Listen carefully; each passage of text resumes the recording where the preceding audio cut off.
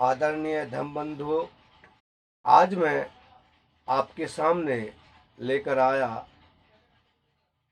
धर्मराज बुद्ध का संदेश नामक और भगवान तथागत सम्यक संबुद्ध के विषय में अनेकों जानकारियां प्राप्त होंगी। तो आइए चलते हैं धर्मराज बुद्ध के संदेश की ओर। तो साथियों, भगवान बुद्ध को मानवीय ज्ञान के लिए मानव के रूप में जन्म लेना पड़ा। हालांकि वो सामान्य मनुष्य से पृथक दिव्य रूप की शक्तियों के साथ विराजमान थे, ताकि किसी को कोई शक न हो कि वो बुद्ध एक पृथक शक्ति है। उन्होंने मनुष्य के साथ रहकर उन्हें कल्याण का धम्म बताया। पंचशील, त्रिशरण गमन, 4 आर्य सत्य और श्रेष्ठ आर्य अष्टांगिक मार्ग का संदेश उपदेश दिया। धर्म का संबंध किसी अध्यात्म से नहीं, बल्कि इसका एक व्यापक अर्थ है और जिसके अंतर्गत वो समस्त विषय केंद्र आ जाते हैं, जिनमें हर प्रकार के कल्याण के मार्ग, ज्ञान, शिक्षा, उपदेश आदि हों। जब बुद्ध का जन्म हुआ, तब लोगों को धर्म के द्वारा कल्याण का नैतिक आदर्श पाठ पढ़ाने वाला इस धरती पर कोई नहीं था। ना कोई बुद्ध के समान था, ना ऐसा धर्म था जिसे धर्म कहा जाए। भगवान बुद्ध का जन्म इसी कारण हुआ कि प्रकृति ने जो मनुष्य का संसार बनाया है, उसके नैतिक आदर्श जीवन के लिए सर्वोच्च धर्म आवश्यक है, और जिसके द्वारा ज्ञान ही नहीं, ऊर्जा भी प्राप्त हो, एनर्जी भी मिले। मनुष्य जीवन के लिए यही एक सत्य है कि भगवान बुद्ध के चिंतन और उनके धम्म पालन से हमें सदगति की ऊर्जा प्राप्त होती है। इसलिए तो बुद्ध का अलौकिक रूप से जन्म हुआ, अन्यथा मनुष्य के लिए क्या जरूरत थी धर्म की, बताइए। वो तो जिस असभ्य या जंगली प्रकार के व्यवहार में रह रहा था, उसे रहने दिया जाता।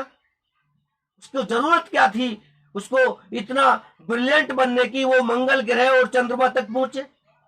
कोई आवश्यकता नहीं थी। लेकिन बुद्ध का धम्म इसकी इजाजत नहीं देता।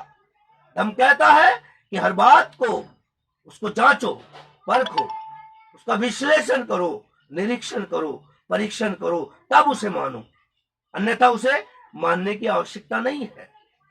भगवान तथागत कालाम सूत्र में, केशमती सूत्र में स्वयं कहते हैं कि हे कालामो, किसी बात को केवल इसलिए न मानो कि वो धर्म ग्रंथों में लिखी है, परंपराओं से चली आई है, रीति रिवाजों का रूप है, या मेरे जैसे किसी विद्वान के द्वारा कही गई है। किसी भी बात को मानने का सच्चा तरीका और सभ्यता यह है कि आप उस बात को तब मानो जब आपके मानवीय विचार में वो बात सर्वहितकारी हो, सर्व मंगलकारी हो, सभी प्राणी जगत के समस्त प्राणियों के हित के लिए हो, तो उसे करो, और उस हद तक करो कि आपके प्राण भी निकल जाए, उसके लिए आपको प्राण भी न्योछावर करने पड़े, तो उसे करो, अवश्य करो। लेकिन यदि आपको ये तनिक भी एहसास हो, तनिक भी अनुभूति हो कि मेरे इस कर्म से, मेरे इस कार्य से किसी दूसरे को हानि होने वाली है, तो उस कर्म को वही त्याग दो। भगवान बुद्ध की यही वाणी श्रेष्ठ है और इसे मैं धारण करता हूं। जब तक मुझे कोई छेड़ेगा नहीं, मैं किसी को छेड़ूंगा भी नहीं, छूंगा भी नहीं, अपशब्द भी नहीं कहूंगा और गलत भी नहीं बोलूंगा। यही मेरा आपसे, अपने आप से, सभी से वचन है। तो साथियों, मनुष्य जीवन के लिए यही एक सत्य है कि भगवान बुद्ध के चिंतन और उनके धर्म पालन से हमें सदगति की ऊर्जा प्राप्त होती है। इसलिए तो बुद्ध का अलौकिक रूप से जन्म हुआ, अन्यथा मनुष्य के लिए क्या जरूरत थी धर्म की। वो तो जिस असभ्य या जंगली प्रकार के व्यवहार में रह रहा था उसे रहने दिया जाता। मनुष्य के लिए यहां तक सोचना जरूरी नहीं था, क्योंकि वो एक विवेकशील प्राणी है। मनुष्य के विवेकशील होने के कारण ही धर्म उसके लिए जरूरी था, ताकि वो संसार को सभ्य रूप से नैतिक और आदर्श में ढाल सके, जिसके लिए बुद्ध का महान धम्म बना। बौद्ध धम्म के द्वारा ही पहली बार लोगों ने अपने जीवन की सीमाएं अनुभूत की, सत्य, ज्ञान, धर्म के अनेक रूप समझे। ये संभव हुआ भगवान बुद्ध के द्वारा।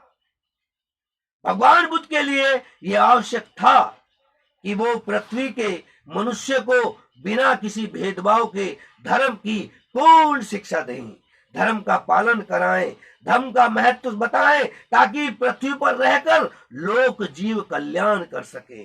उन महाकारुणिक का हृदय सबके प्रति साफ स्वच्छ था। उनमें किसी के प्रति कोई भी विद्वेष भाव नहीं था। अगर उनमें जरा भी विद्वेष भाव होता तो अपने लिए स्वयं वो कलंक होते और इस पृथ्वी पर कभी भी सद्धर्म का जन्म नहीं हो पाता। इसलिए बुद्ध सभी के लिए महान धर्म वाले एवं विद्वेष एवं दोष रहित थे। वो ऐसे महान सम्यक सद्धर्म बनाने वाले संसार के पहले भगवान थे, जिन्हें 27 पूर्व बुद्धों ने भी नमन किया है। और हालांकि उनसे पहले भी दार्शनिक पैदा हुए हैं, बुद्ध पैदा हुए हैं, परंतु वो बुद्ध की श्रेणी में नहीं है। बुद्ध की श्रेणी में तो कोई भी नहीं है। प्रत्येक बुद्ध, बुद्ध और सम्यक संबुद्ध, ये 3 श्रेणियां हैं। इन तीनों में सम्यक संबुद्ध उच्च श्रेष्ठ श्रेणी होती है बुद्धों की। और बुद्ध एक परंपरा है। सदियों से, जब से मानव ने जन्म लिया है, तब से बुद्ध की एक परंपरा बनी आई है। सभी बुद्ध सोने के पात्र में खीर खाते हैं। सभी की माताएं सभी बुद्धों को जन्म देते समय खड़ी होती हैं, और सभी बुद्धों को सोने के बर्तन में खीर खाने के बाद उन्हें नदी में प्रवाहित करके डुबोना पड़ता है। ऐसा आप आगे साहित्य में पढ़ सकते हैं। बौद्ध साहित्य बड़ा विशाल है। धम्म का विषय विस्तृत है, विशाल है, इतना विशाल कि मैं अभी तक, मुझ जैसा तुच्छ प्राणी उसमें पहुंचने का प्रयास कर रहा है, लेकिन पहुंच नहीं पाया है। इसलिए बुद्ध की श्रेणी में कोई भी नहीं। जो बुद्ध की श्रेणी में महावीर जैन जी को रखते हैं वो महामूर्ख हैं। क्यों? क्योंकि भगवान बुद्ध होने का गौरव केवल गौतम बुद्ध को प्राप्त है और किसी को नहीं। भगवान एक उपाधि है। भग्न अर्थात तृष्णाओं का नाश कर देने वाला, तृष्णाओं को समूल नष्ट, जड़ मूल से नाश कर देने वाला, कटे ताड़ वृक्ष की तरह अपने आप को निर्दोष कर लेने वाला। ना सुख की वेदना, ना दुख की वेदना, ना असुख की वेदना, ना अदुख की वेदना, अकिंचनायतन और विज्ञान अनंतायतन और आकाश अनंतायतन, इन सभी सीमाओं को पार कर जाने वाला बोधिसत्व अरहत, वही बुद्ध बनने का अधिकारी हो सकता है। बुद्ध हरेक कोई नहीं बन सकता। बुद्ध का बनना इतना आसान नहीं है। बुद्ध के मार्ग पर चलना भी इतना आसान नहीं है। बुद्ध स्वयं कहते हैं कि मेरा मार्ग उस तरह की तेज धार वाला मार्ग है। इसमें संभल के और संतुलन बना के नियमों को मानते हुए चलना होगा। अगर नियम के विपरीत चले, प्रकृति के विपरीत चले, तो भस्माभूत कर दिए जाओगे, विनष्ट कर दिए जाओगे, और आपको बचाने वाला इस सृष्टि में कोई ईश्वर, कोई आत्मा, कोई परमात्मा, कोई परमेश्वर मौजूद नहीं होगा। इसलिए संभल जाओ। इस सृष्टि के साथ अनहोनी ना कीजिए, इस सृष्टि के साथ अभद्रता ना कीजिए। इसके जो उपजाऊ भूमि है उसको उपजाऊ बने रहने दीजिए।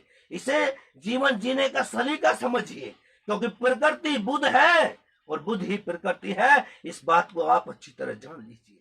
मैं ऐसे नहीं कहता, साक्षात जान के कहता हूं। आप एक पौधे के बीज को आप जमीन में रोपिए, वो आपको 10 गुना देगा। ये पृथ्वी भी 10 गुना देती है। वो जल जो आपको गर्म में आपको ठंडा लगता है, ठंडे में आपको गर्म लगता है, तो वो सब केवल 4 महाभूतों का खेल है। अग्नि, पृथ्वी, जल और वायु। 3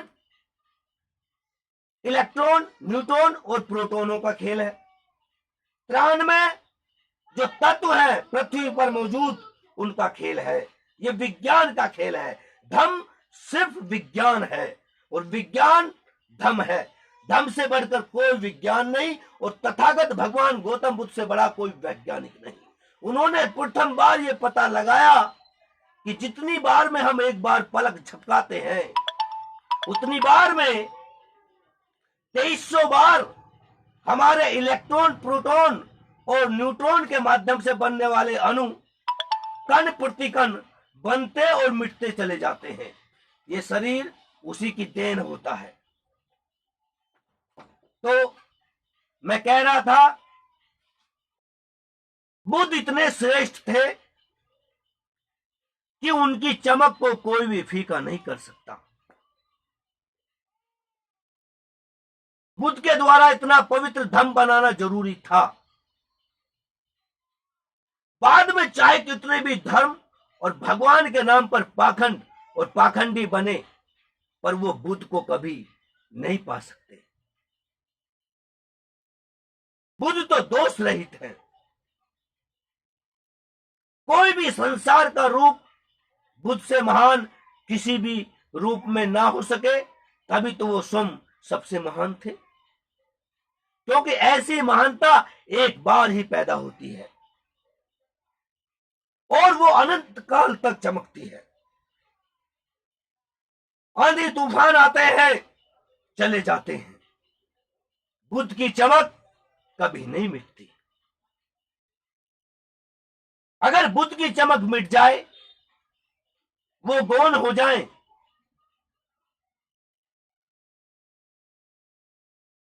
उन पर कलंक लग जाए, उनमें दोष निकल आए, धर्म कमजोर पड़ जाए, उससे महान कोई हो जाए, तो फिर इस संसार में मानव लोक कल्याण के लिए पैदा होना ही व्यर्थ था। उनका नाम और उनका धर्म कब का खत्म हो गया होता, हो चुका होता, परंतु बुद्ध ऐसे कहां हो सकते हैं। उनका जीवन ही लोक कल्याण के लिए था। अन्यथा अब तक तो संसार में अधर्म फैल गया होता। बुद्ध का दायित्व था कि वे लोक कल्याण के लिए सभी को धर्म के सभी माध्यम द्वारा समता मूलक, सम्यक, श्रेष्ठ से श्रेष्ठ, गौण न होने वाली अनंत ज्ञान, सत्य, धर्म की दीक्षा और शिक्षा दें, जिसे निश्चित जगह से उदय कर संपूर्ण संसार में फैलाया जाए। धर्म उपदेश का पालन करते समय स्वयं बुद्ध कोई भूल त्रुटि ना करे और पूरे संयम के साथ सब कुछ सहन करें, क्योंकि वो पहली बार धर्म उपदेश कर रहे हैं।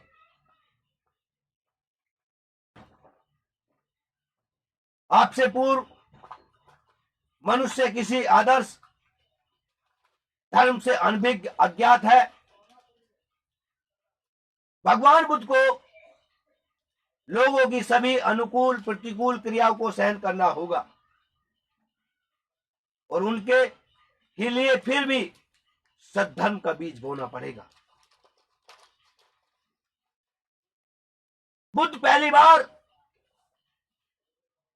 इस धरती पर धर्म का ज्ञान देंगे। लोगों से गलतियां होंगी,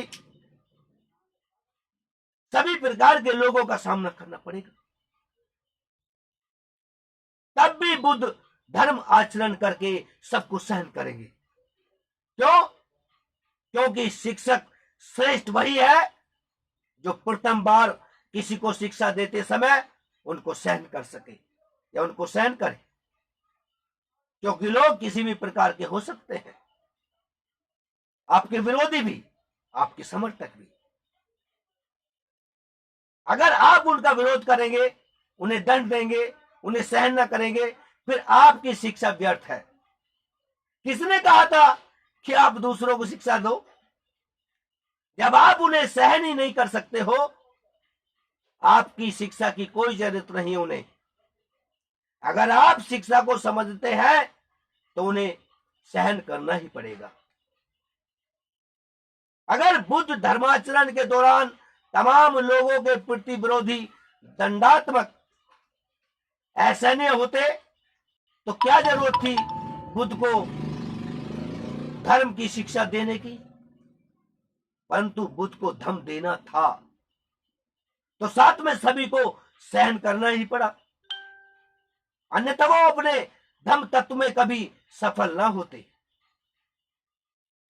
जिन लोगों को आप सिखाने आए हो उनके प्रति कभी भी विद्वेष भाव, असमानता, दंडात्मक प्रवृत्ति और विरोध आदि की भावना कभी मत रखो, बल्कि धर्म का पालन करते हुए सभी को संयम से सहन करो। मुझे बहुत लोग गाली देते होंगे, पूरे दिन हर समय ब्राह्मणों की बुराई करता है,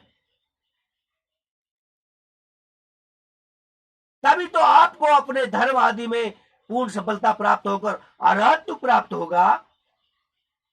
बुद्ध ने ऐसा ही किया, वो सबको सहन करके अपने धर्म का आचरण करते रहे। अगर बुद्ध एक तरफ धर्म आचरण कर रहे हैं और दूसरी ओर दंडात्मक प्रवृत्ति भी रखते हैं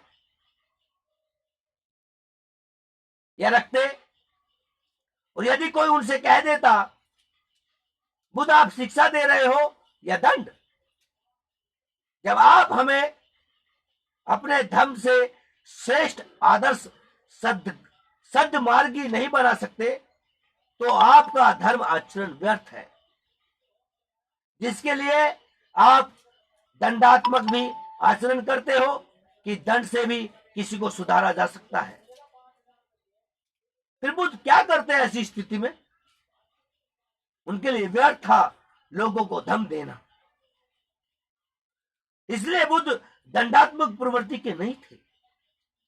उन्होंने अपने धम्म के प्रति और धम्म से ही सभी को जीत लिया था। अगर बुद्ध दंड या हिंसा से किसी को सुधारते तो उनका भगवान एवं धम्म तत्व व्यर्थ ही साबित होता। अर्थात भगवान और उनका धम्म वही है जिसने सभी को, चाहे विरोधी हो चाहे शत्रु कोई भी हो, बिना दंड, बिना हिंसा, कठोरता के मात्र अपने संयम, धर्म, ज्ञान और तेज से जीत, सुधार या अनुकूल बना दिया हो। वही मात्र भगवान है, बस वही भगवान कहलाने के योग्य है। इसलिए बुद्ध की महानता तक ना कोई पहुंच सकता है ना पहुंचा है। जब बुद्ध की बुद्धत्व प्राप्ति के बाद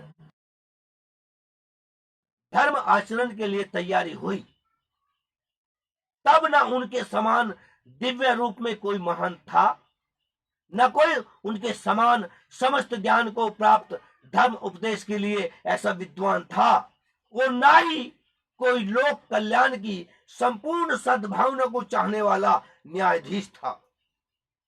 उस समय लोग जिस प्रकार की नैतिक, अनैतिक, सामाजिक व्यवस्थाओं में रह रहे थे वही उनका जीवन था।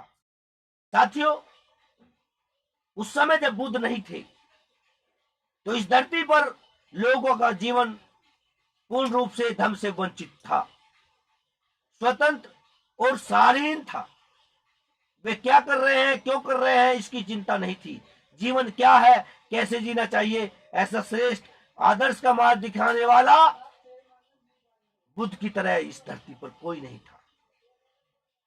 वो बुद्ध की तरह स्वच्छ नहीं थे, अर्थात वे इतने महान नहीं थे कि लोक कल्याण के लिए संसार को आदर्श बना सके। अगर ऐसे महान होते फिर बुद्ध का आगमन ही क्यों होता? बुद्ध से भारत महान पृथ्वी पर कोई और नहीं था, इसलिए वो बुद्ध बने, जिनका धर्म संसार के हित में था। भगवान बुद्ध ने लोगों के श्रेष्ठ जीवन के लिए उनके मध्य पूरे संयम अर्थात अपनी समस्त शक्तियों, रूपों आदि से सहनशील होकर धर्म उपदेश का श्रेष्ठ आचरण किया और लोगों का वह आदर्श नैतिक जीवन में वो बदलते चले गए। इसके आगे का प्रसारण मैं कुछ समय बाद आपके समक्ष उपस्थित करूंगा। तब तक के लिए आप सभी का कोटि कोटि आभार, कोटि कोटि धन्यवाद, कोटि कोटि साधुवाद। सादर बहुमूल्य समय देने के लिए नमो बुद्धाय। जय भीम, जय भारत, जय संविधान।